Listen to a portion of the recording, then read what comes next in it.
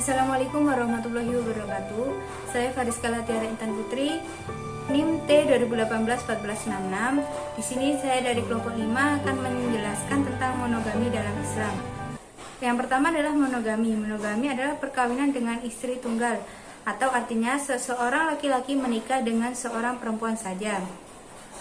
Asas monogami yang diadopsi oleh hukum perkawinan sebagaimana diatur dalam pasal 3 ayat 1 UU nomor 1 tahun 1974, di mana ditentukan bahwa pada prinsipnya laki-laki hanya boleh memiliki istri dan sebaliknya.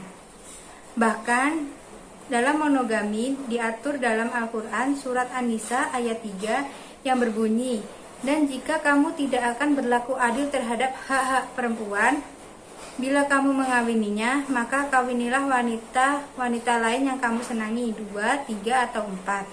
Kemudian jika kamu takut tidak berlaku adil, maka kawinilah seorang saja. Maksud dari surat yang dijelaskan Al-Quran tentang monogami bahwa untuk beristri satu adalah untuk menghindarkan seseorang berbuat semena-mena dan membuat orang lain sengsara atau menderita apabila seorang beristri lebih dari satu. Walaupun seorang laki-laki diperbolehkan mengawini wanita lebih dari seorang, tetapi kalau tidak dapat memenuhi syarat-syarat yang ditentukan, sebaiknya mengawini dengan wanita satu saja. Sekian dari saya. Wassalamualaikum warahmatullahi wabarakatuh. Assalamualaikum warahmatullahi wabarakatuh. Perkenalkan, nama saya Naili Faza Fariha, NIM T 2018-1495. Dalam video ini saya akan sedikit memaparkan tentang poligami dalam Islam. Langsung saja, poligami itu adalah suatu tuntutan hidup, dan ia bukan undang-undang baru yang hanya dibawa oleh Islam. Islam datang dengan menjumpai poligami itu tanpa batas dan tak berperi kemanusiaan. Lalu Islam datang untuk mengatur dan menjadikannya sebagai solusi terhadap kondisi yang mendesak masyarakat saat itu. Islam datang ketika banyak laki-laki itu beristrikan lebih dari 10 orang, bahkan lebih. Allah Subhanahu wa taala berfirman, "Wa in khiftum ala taqsitu fil yatama fankihu ma qabalakum minan nisa mathna wa thalatha wa ruba' fa in khiftum ala ta'dilu fa wahidatan aw ma malakat aymanukum dzalika adna alla ta'ulu." Yang artinya, dan jika kamu takut tidak mampu berbuat adil kepada anak-anak yatim atau perempuan jika kalian menikahi mereka karena mereka lemah dan tidak ada yang membela, maka nikahi saja perempuan-perempuan lain, bisa 2, 3, atau 4. Tetapi jika kalian takut tidak berbuat adil dengan menikahi lebih satu perempuan, maka nikahilah satu perempuan saja, karena hal ini lebih dekat untuk tidak berbuat aniaya kepada perempuan dan anak-anak. Quran Surat An-Nisa ayat 4. Dalam kaitannya dengan perspektif mubadalah terhadap narasi poligami, ada 3 poin yang perlu disampaikan. Yang pertama, jika kesabaran adalah perilaku yang baik dan mulia serta pelakunya akan dicintai Allah Subhanahu wa taala, maka tidak saja perempuan yang dituntut bersabar dari suami yang ingin atau sudah berpoligami. Harusnya juga suami atau laki-laki dituntut bersabar dan tidak memilih poligami akan menjadi orang yang mulia dan dicintai oleh Allah Subhanahu wa taala. Begitupun jika kesetiaan adalah suatu yang baik dalam Islam, maka tidak hanya perempuan yang dituntut setia, akan tetapi juga laki-laki dituntut hal yang sama untuk setia dan melayani istrinya. Laki-laki dan perempuan keduanya dituntut hal yang sama terkait kesabaran dan kesetiaan terhadap pasangannya. Yang kedua, bahwa perempuan memiliki hak sepenuhnya untuk menolak poligami dengan basis menjauhkan diri dari kerusakan dan mudarat atau dar'u al-mufasid yang akan menimpa dirinya maupun keluarganya, baik yang bersifat psikis, fisik, ekonomi maupun sosial. Basis ini sesuai dengan anjuran Al-Quran untuk tidak menjatuhkan diri pada kehancuran. Quran Surat Al-Baqarah ayat 195. Yang ketiga, bahwa perempuan mempunyai pilihan hak cerai jika suami memaksa untuk poligami. Tidak seperti cerita selama ini, di mana perempuan diharuskan untuk menganggap cerita dari poligami sebagai sesuatu yang cerai dari poligami itu sebagai sesuatu yang tidak baik dan tidak dianjurkan.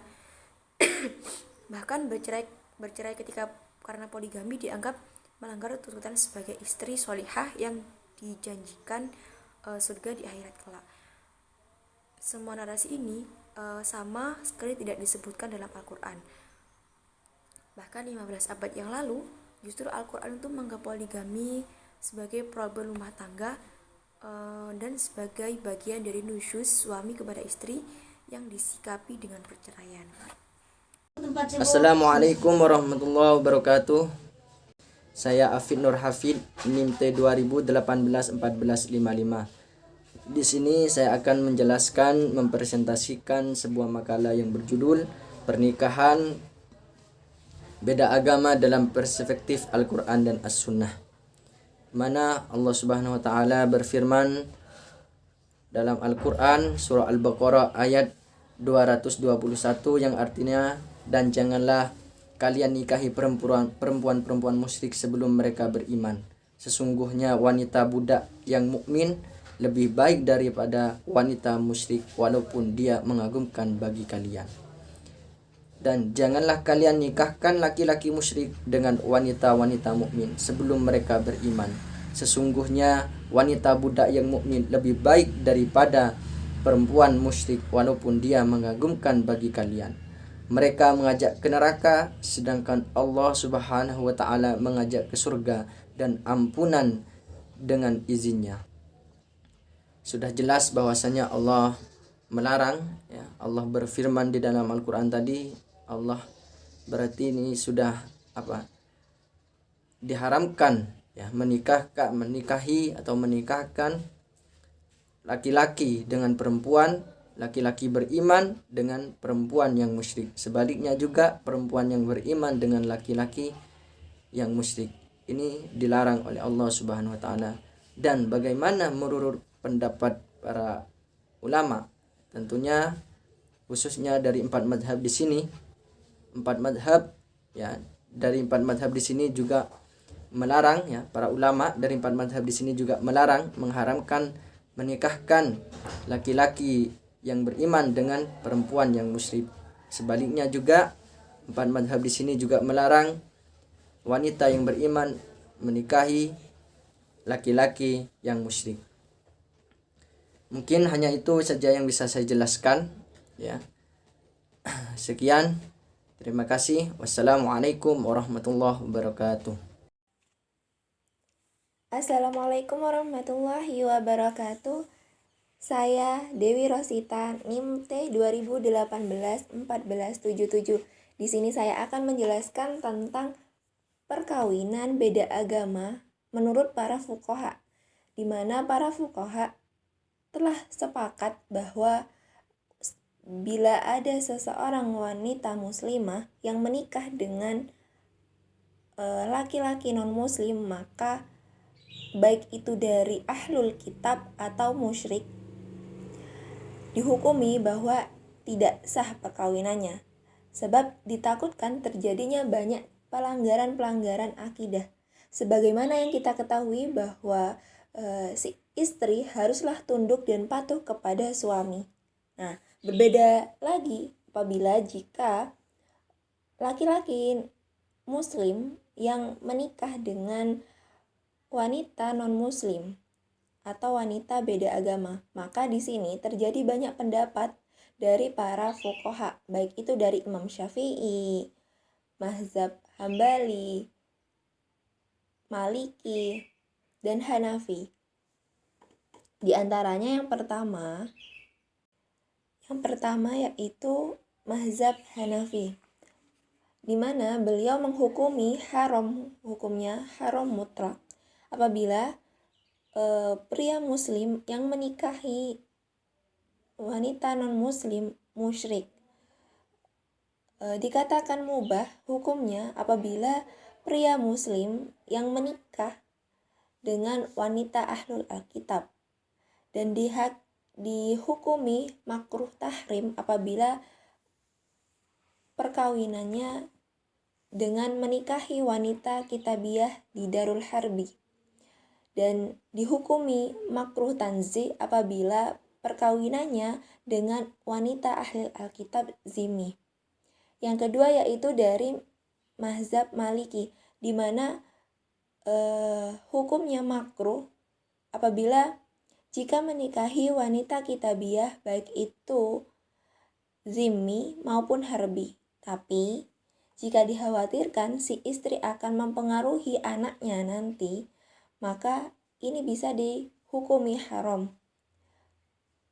Yaitu yang ketiga selanjutnya dari mazhab Syafi'i, di mana mazhab Syafi'i ini berpendapat bahwa perkawinan beda agama adalah boleh, yakni menikahi wanita ahlul kitab.